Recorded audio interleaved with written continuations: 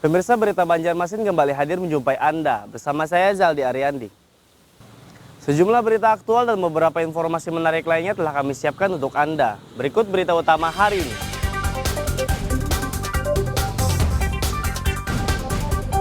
Kepolisian dan tim forensik Rumah Sakit Umum Daerah RSUD Ulin Banjarmasin Senin pagi melakukan autopsi jenazah balita berinisial NMA yang diduga tewas dianiaya.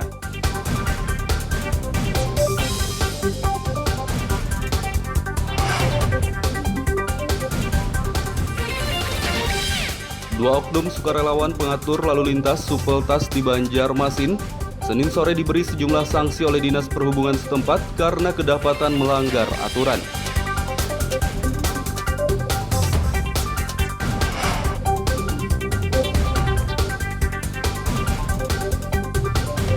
Program vaksinasi untuk warga lanjut usia lansia di Kota Banjarmasin hingga saat ini target pencapaiannya masih sangat rendah.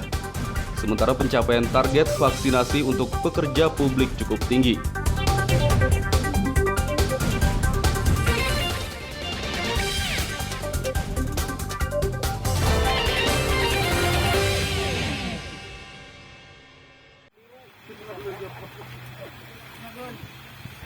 Kepolisian dan tim forensik Rumah Sakit Umum Daerah RSUD Ulin Banjarmasin Senin pagi melakukan autopsi jenazah balita berinisial NMA yang diduga tewas dianiaya.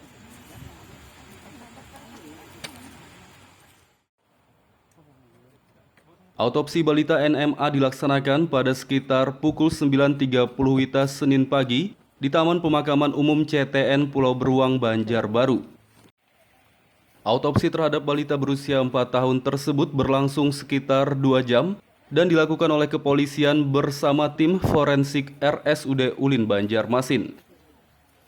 Kasat Reskrim Polresta Banjarmasin Kompol Alfian Tri Permadi mengatakan, autopsi ini dilakukan untuk mencari petunjuk dan alat bukti penyebab kematian korban yang diduga tewas dianiaya. Autopsi dari Rumah Sakit Ulin, dari Dr. Mila yang sudah membantu kita dengan bekerja sama dengan dibantu oleh dari Dokes Bayangkara, Dokes Polda Kalsel dari Rumah Sakit Bayangkara. Nah, lalu ya kita dalami nanti hasilnya, kita menunggu dari hasil yang kegiatan hari ini guna proses penyelidikan lebih lanjut. Pertanyaan? Untuk menunggu hasilnya itu kira-kira berapa lama, Pak? Kita lihat kalau hari ini sudah keluar, nanti kita sampaikan di pers juga kalau hasilnya hari ini sudah keluar. Cuma kemungkinan berapa hari, Pak? Kalau hasil tertulis 7 hari. Oh, 7 hari. Balita NMA meninggal pada Selasa 4 Mei 2021 lalu setelah mendapat perawatan di Rumah Sakit Bayangkara. Namun kakek dan nenek NMA merasa ada kejanggalan atas kematian cucu mereka karena banyak terdapat luka lebam sehingga melapor ke Mapolresta Banjarmasin. NMA sehari-harinya dirawat oleh kakek dan neneknya. Sebelum meninggal, bocah itu dijemput oleh ayah dan ibu tirinya, dan menurut mereka NMA terluka hingga dilarikan ke rumah sakit akibat jatuh dari sepeda. Dari Banjarbaru, Muhammad Lutfi Darlan dan Hafiz Arrahman melaporkan.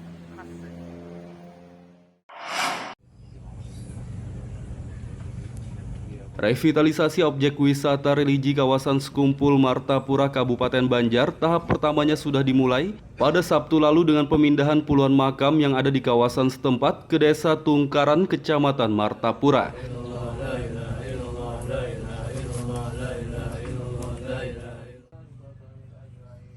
Pemindahan 59 makam yang ada di kawasan Sekumpul berlangsung pada Sabtu pagi lalu. Kegiatan dihadiri Bupati Banjar Saidi Mansur dan wakilnya Said Idrus Al-Habsi serta sejumlah jajaran Forkopimda setempat.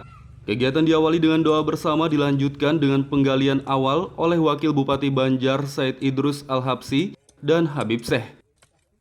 Puluhan makam yang berada tepat di belakang Panti Werda Budi Sejahtera itu dipindahkan secara bertahap menggunakan alat berat ekskavator dan sejumlah penggali kubur. Bupati Banjar Saidi Mansur mengatakan pemindahan makam ditargetkan selesai dalam waktu 5 hari. Prosesnya memang secara bertahap karena ini ada 59 dan tukang gali tidak bisa satu hari itu banyak seperti itu. Tapi mungkin dalam satu hari itu ada 5 sampai 6 dan mudah-mudahan ini bisa berjalan dengan baik dan sudah kita minta arahan dengan Abah Guru prosesi seperti apa supaya mayit yang kita angkat ini tidak menyalahi secara aturan Islam seperti itu. Apakah dikumpulkan dengan satu lubang atau dipisah-pisah nanti? Oh, dipisah-pisah sesuai dengan jumlah 59. Berarti satu-satu Pak ya? Satu-satu.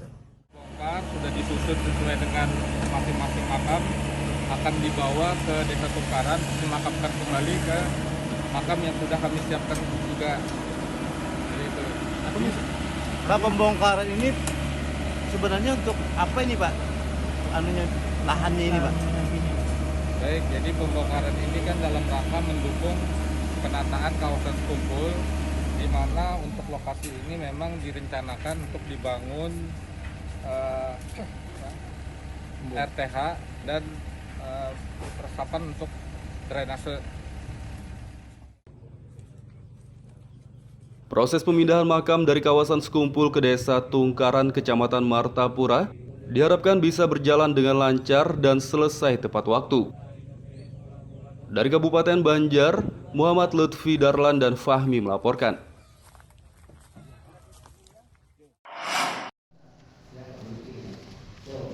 Dua oknum sukarelawan pengatur lalu lintas Supeltas di Banjarmasin Senin sore diberi sejumlah sanksi oleh Dinas Perhubungan setempat karena kedapatan melanggar aturan.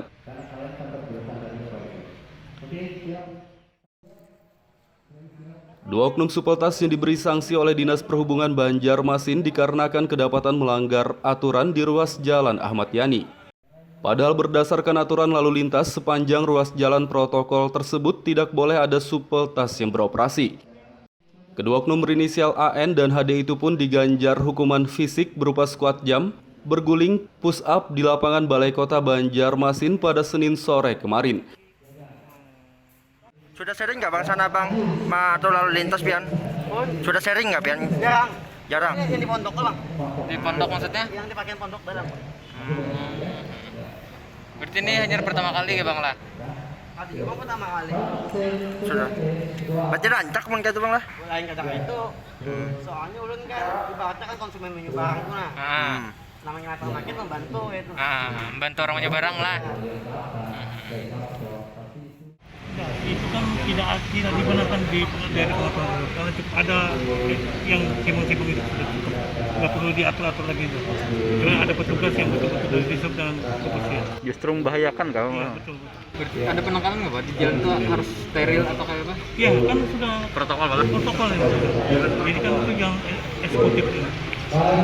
Kalau laporan warga sering nggak Pak? Ya, Laporan warga? ada sering.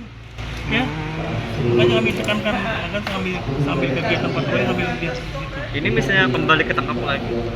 Udah, kan dia ada perjanjian tuh, ada kami antarkan tuh, mungkin kurang 3 bulan dia. Kurang 3 bulan? Iya. 3 bulan. Selain diberi sanksi, kedua oknum Supeltas juga diminta membuat surat perjanjian dan bila kedapatan lagi akan dihukum penjara selama 3 bulan. Dari Banjarmasin, Muhammad Lutfi Darlan dan Fudael melaporkan.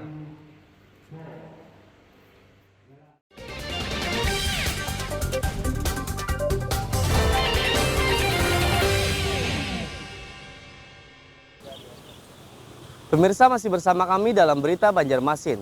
Bagi Anda yang baru bergabung, berikut Berita Banjarmasin utama hari ini.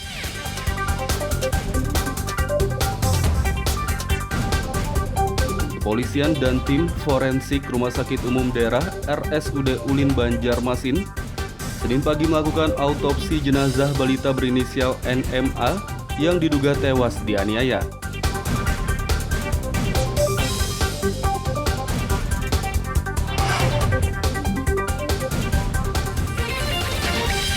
Dua oknum sukarelawan pengatur lalu lintas Supeltas di Banjarmasin Senin sore diberi sejumlah sanksi oleh Dinas Perhubungan setempat karena kedapatan melanggar aturan.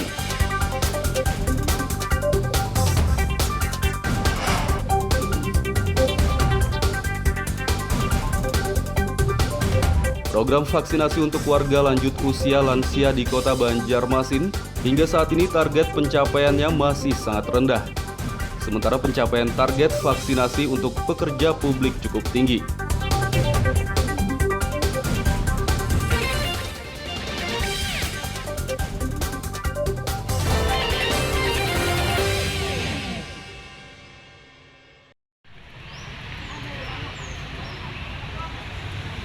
Program vaksinasi untuk warga lanjut usia lansia di Kota Banjarmasin hingga saat ini target pencapaiannya masih sangat rendah. Sementara pencapaian target vaksinasi untuk pekerja publik cukup tinggi.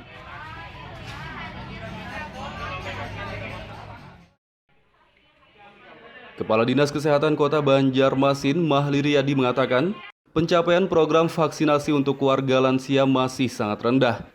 Dari target 55.720 orang, hanya tercapai 13,10% atau 7.299 pada tahap pertama dan 10,42% atau 5.805 orang pada tahap kedua. Sementara vaksinasi untuk pekerja publik jumlahnya cukup tinggi, dari target 60.691 orang, tahap pertamanya sudah mencapai 43.715 atau 72,3% dan diperkirakan terus meningkat pada tahap selanjutnya. Pemerintah Kota Banjarmasin berharap rendahnya pencapaian target vaksinasi untuk lansia bisa dibantu dengan program vaksinasi gotong royong. Namun saat ini program vaksinasi tersebut tidak bisa dijalankan karena belum ada perusahaan yang mengajukannya. Ya, salah satu bagian dari upaya percepatan pelaksanaan vaksin, pemerintah sudah meluncurkan vaksin gotong royong dan harganya juga sudah ditetapkan. Satu kali bervaksin, pemerintah sudah menetapkan 500.000 dan vaksin yang digunakan adalah Sinopharm dan sasaran dari penggunaan vaksin Sinopharm ini adalah para pelaku usaha dan tentunya pelaku usaha itulah yang berkewajiban untuk membiayai orang-orang yang selama ini dipekerjakan mereka. Jadi satu kali bervaksin 500. Peraturan Menteri Kesehatan Nomor 10 Tahun 2021, biaya vaksinasi gotong royong berkisar Rp117.910 hingga Rp321.660 untuk setiap dosisnya. Dari Banjarmasin, Muhammad Lutfi Darlan dan Fudael melaporkan.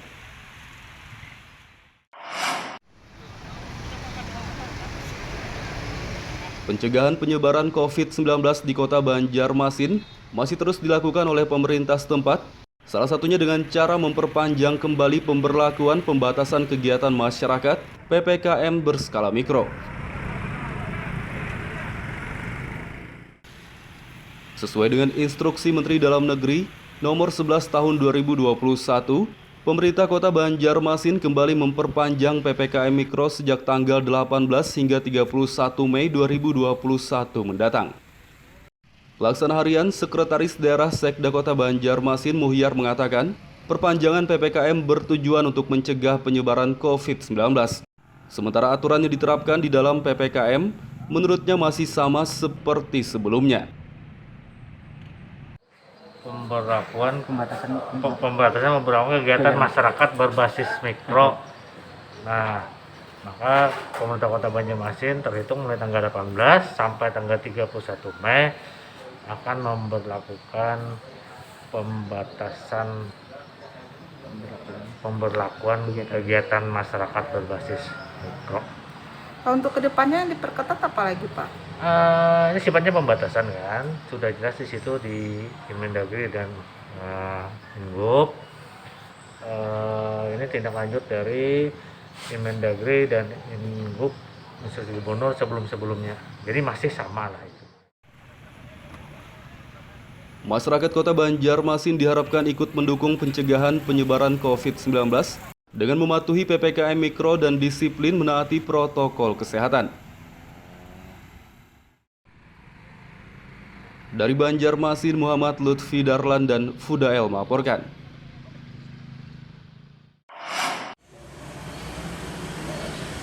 Pasca Lebaran Idul Fitri, Palang Merah Indonesia PMI Kota Banjarmasin kekurangan stok darah, sementara permintaan sedang meningkat. Kepala Unit Donor Darah PMI Kota Banjarmasin, Aulia Ramadan Supit saat ditemui Senin pagi kemarin mengatakan, sejak 2 hari setelah Lebaran, hanya 3 orang saja yang datang untuk mendonor. Sehingga kini pihaknya sangat kekurangan stok darah padahal permintaan dari berbagai rumah sakit sedang meningkat. Ia berharap masyarakat bisa mendonorkan darah agar kebutuhan dari sejumlah rumah sakit bisa dipenuhi.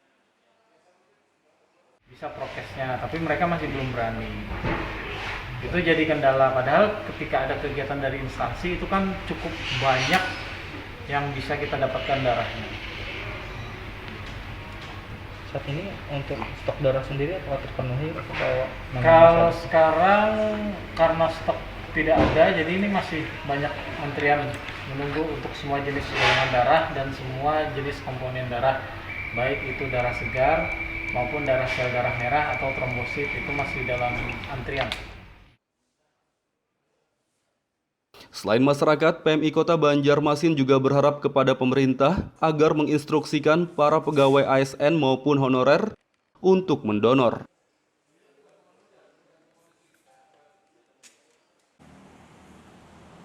Dari Banjarmasin, Muhammad Lutfi Darlan dan Fudael melaporkan.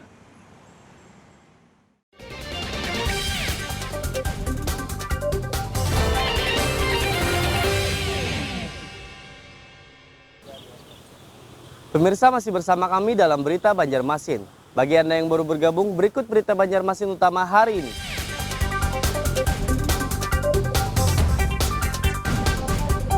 Kepolisian dan tim forensik Rumah Sakit Umum Daerah RSUD Ulin Banjarmasin Senin pagi melakukan autopsi jenazah balita berinisial NMA yang diduga tewas dianiaya.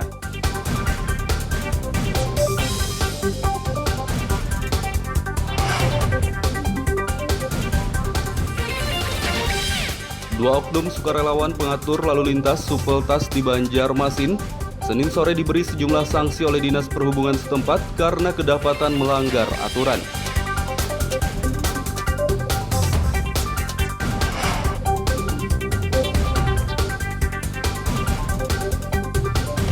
Program vaksinasi untuk warga lanjut usia lansia di Kota Banjarmasin hingga saat ini target pencapaiannya masih sangat rendah. Sementara pencapaian target vaksinasi untuk pekerja publik cukup tinggi.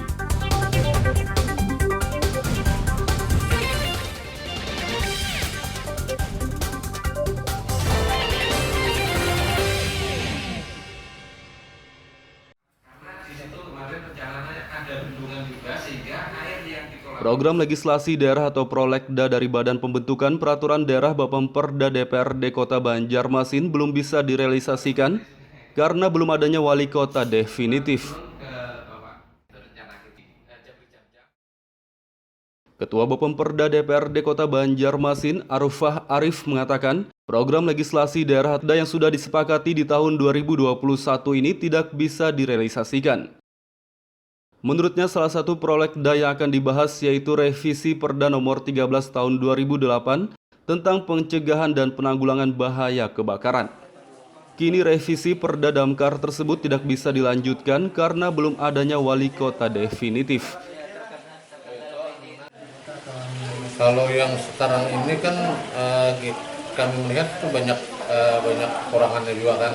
Nah sehingga itu perlu direvisi, dan revisi ini juga kadang menutup kemungkinan karena judulnya pun bisa saja nanti berubah untuk lebih mengefektifkan dan mengoptimalkan daripada pengalaman yang sudah ada di pemerintah kota dengan masyarakat kan.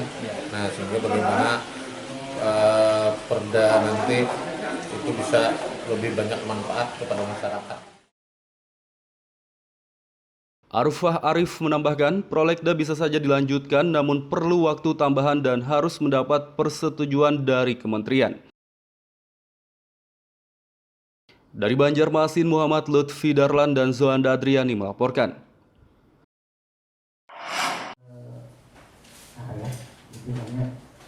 Untuk menguatkan perekonomian pelaku usaha kecil mikro UKM di Kabupaten Barito Kuala Batola, diberi pelatihan kewirausahaan oleh Dinas Koperasi Perindustrian dan Perdagangan setempat.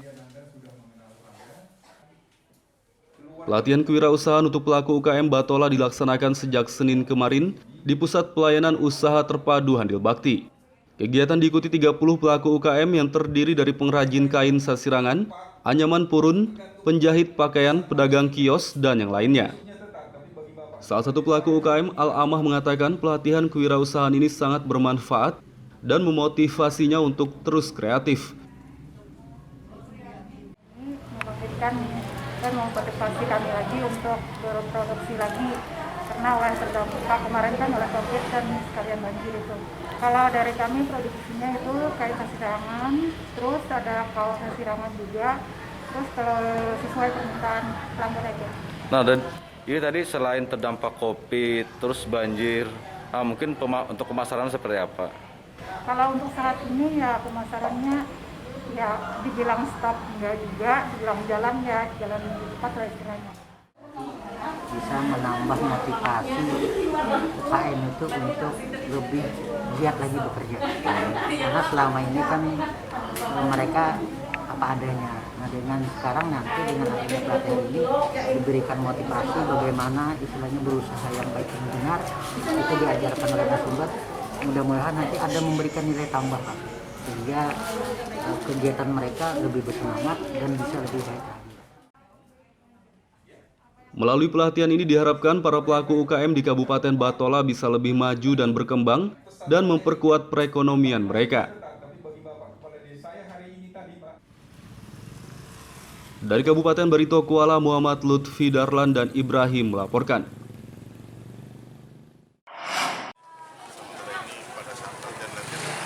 Menjelang Pekan Olahraga Provinsi Porprov Kalimantan Selatan 11, seluruh cabang olahraga di Kabupaten Hulu Sungai Selatan mulai melakukan pemusatan latihan. Wakil Sekretaris KONI Hulu Sungai Selatan Wahyuni Esnusi mengatakan, pemusatan latihan seluruh cabang olahraga dilakukan sebagai persiapan untuk ajang Porprov 11 yang akan dilaksanakan tahun 2022 mendatang. Menurutnya, meski di tengah situasi pandemi COVID-19, pemusatan latihan dilakukan dengan tetap menaati protokol kesehatan. Ia berharap melalui pemusatan latihan ini, para atlet Kabupaten Hulu Sungai Selatan bisa bertanding dengan maksimal pada Porprov nanti, dan target masuk 5 besar bisa terwujud. Persiapan atlet saat ini masuk pada sesi pemusatan latihan. Jadi masing-masing cabur dengan tetap menerapkan protokol kesehatan sudah mulai berlatih di tempat latihan masing-masing. Jadi semua masih dalam track yang direncanakan, walaupun tidak seperti yang kita rencanakan awal dapat dilakukan dengan protokol kesehatan. Jadi semua masih berjalan dan target tetap 5 besar untuk Hulu Sungai Selatan. Selain pemusatan latihan, KONI Kabupaten Hulu Sungai Selatan juga melakukan koordinasi bersama pihak terkait untuk memastikan jumlah cabang olahraga yang akan dipertandingkan pada Porprov 11 tahun 2022 mendatang.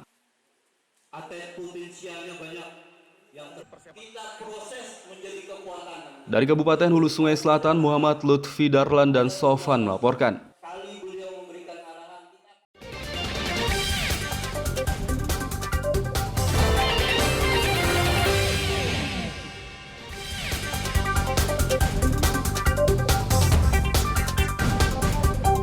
Kepolisian dan tim forensik Rumah Sakit Umum Daerah RSUD Ulin Banjarmasin Senin pagi melakukan autopsi jenazah balita berinisial NMA yang diduga tewas dianiaya.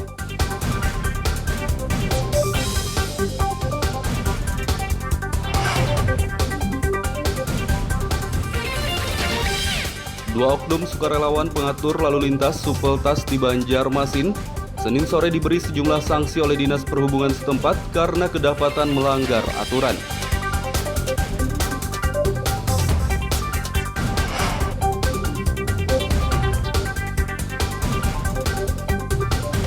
Program vaksinasi untuk warga lanjut usia lansia di Kota Banjarmasin Hingga saat ini target pencapaiannya masih sangat rendah. Sementara pencapaian target vaksinasi untuk pekerja publik cukup tinggi.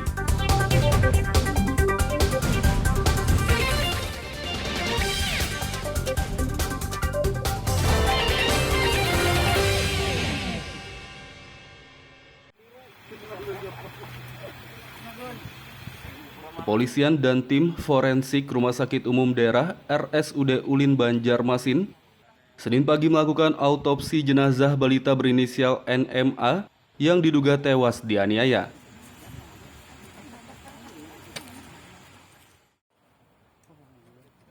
Autopsi balita NMA dilaksanakan pada sekitar pukul 9.30 WITA Senin pagi di Taman Pemakaman Umum CTN Pulau Beruang, Banjarbaru.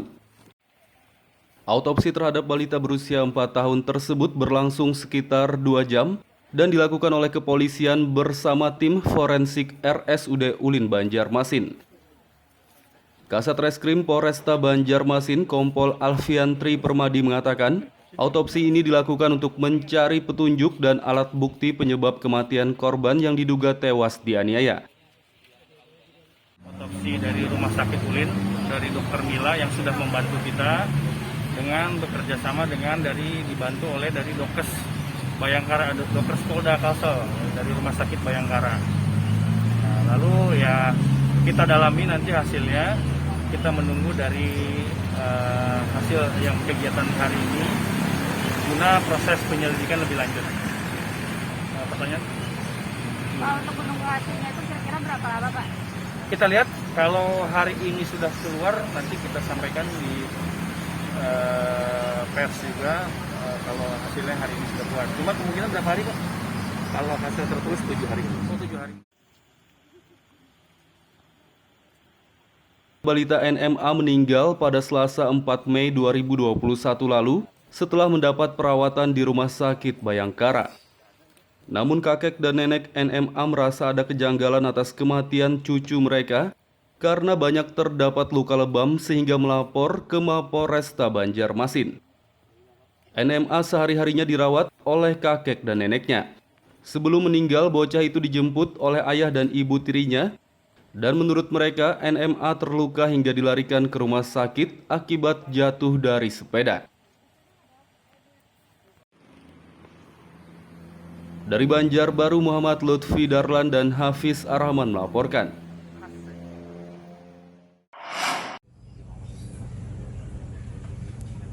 Revitalisasi objek wisata religi kawasan Sekumpul Martapura Kabupaten Banjar tahap pertamanya sudah dimulai pada Sabtu lalu dengan pemindahan puluhan makam yang ada di kawasan setempat ke Desa Tungkaran, Kecamatan Martapura.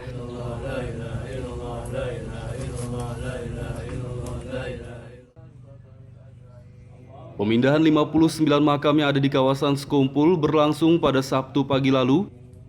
Kegiatan dihadiri Bupati Banjar Saidi Mansur dan wakilnya Said Idrus Al-Habsi serta sejumlah jajaran Forkopimda setempat. Kegiatan diawali dengan doa bersama dilanjutkan dengan penggalian awal oleh Wakil Bupati Banjar Said Idrus Al-Habsi dan Habib Syekh. Puluhan makam yang berada tepat di belakang Panti Werda Budi Sejahtera itu dipindahkan secara bertahap menggunakan alat berat ekskavator dan sejumlah penggali kubur. Bupati Banjar Saidi Mansur mengatakan pemindahan makam ditargetkan selesai dalam waktu 5 hari. Prosesnya memang secara bertahap karena ini ada 59 dan tukang gali tidak bisa satu hari itu banyak seperti itu. Tapi mungkin dalam satu hari itu ada 5 sampai 6 dan mudah-mudahan ini bisa berjalan dengan baik dan sudah kita minta arahan dengan Abah Guru prosesi seperti apa supaya mayit yang kita angkat ini tidak menyalahi secara aturan Islam seperti itu. Atau dikumpulkan dengan satu lubang atau dipisah-pisah nanti? Oh, dipisah-pisah sesuai dengan jumlah 59. Berarti satu-satu, Pak ya? Satu-satu. Sudah disusun sesuai dengan masing-masing makam, akan dibawa ke Desa Tungkaran, dimakamkan kembali ke makam yang sudah kami siapkan juga. Pembongkaran ini sebenarnya untuk apa ini, Pak? Lahannya ini, Pak? Baik, jadi pembongkaran ini kan dalam rangka mendukung penataan kawasan Sekumpul, di mana untuk lokasi ini memang direncanakan untuk dibangun RTH dan resapan untuk drainase. Proses pemindahan makam dari kawasan Sekumpul ke Desa Tungkaran, Kecamatan Martapura, diharapkan bisa berjalan dengan lancar dan selesai tepat waktu. Dari Kabupaten Banjar, Muhammad Lutfi Darlan dan Fahmi melaporkan.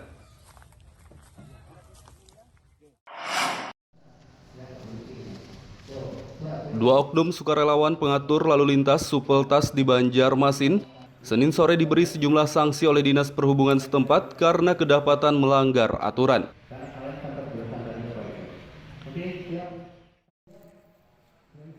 Dua oknum Supeltas yang diberi sanksi oleh Dinas Perhubungan Banjarmasin dikarenakan kedapatan melanggar aturan di ruas jalan Ahmad Yani. Padahal berdasarkan aturan lalu lintas, sepanjang ruas jalan protokol tersebut tidak boleh ada Supeltas yang beroperasi. Kedua oknum berinisial AN dan HD itu pun diganjar hukuman fisik berupa squat jam, berguling, push up di lapangan Balai Kota Banjarmasin pada Senin sore kemarin. Sudah sering nggak bang sana bang atau lalu lintas pian? Sudah sering nggak pian? Jarang. Yang di pondok bang. Di pondok maksudnya? Yang dipakai pondok dalam. Berarti ini hanya pertama kali ya bang lah? Tadi bang pertama kali. Sudah. Berarti rancak pun kayak itu bang lah? Lain kadang itu. Soalnya ulun kan ibaratnya kan konsumen minyak barang tuh nah. Namanya Natal Market membantu itu. Membantu orang punya barang lah.